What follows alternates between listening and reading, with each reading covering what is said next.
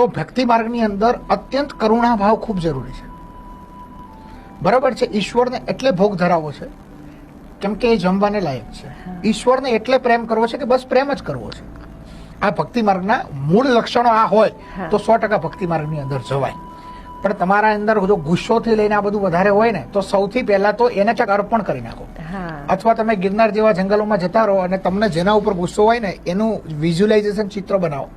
એ વ્યક્તિ મારી સામે જ બેઠો છે અને તમારાથી જેટલા શબ્દો આવતા હોય એ બધા ગાઢ રૂપે હોય કે કોઈ પણ રૂપે હોય એ બધાનો ઉભરો ઠાલવી નાખો.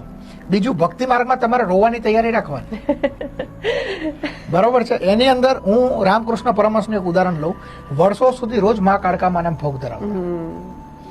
એમનો કોન્ફિડન્સ કેટલા લેવલ સુધી હશે કે 6 કે 7 વર્ષ વીત્યા પછી મા કાળકાએ એમનો કોળિયો ખાધો તો રોજ 3 ટાઈમ કોળિયો લઈને મા કાળી જોડે પહોંચી જાય.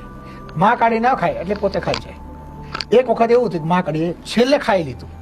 મતલબ ઈષ્ટને પણ પોતાના પ્રેમ દ્વારા પોતાની સામે પ્રગટ થાય ને એના માટેનું માધ્યમ ઊભું કરે છે.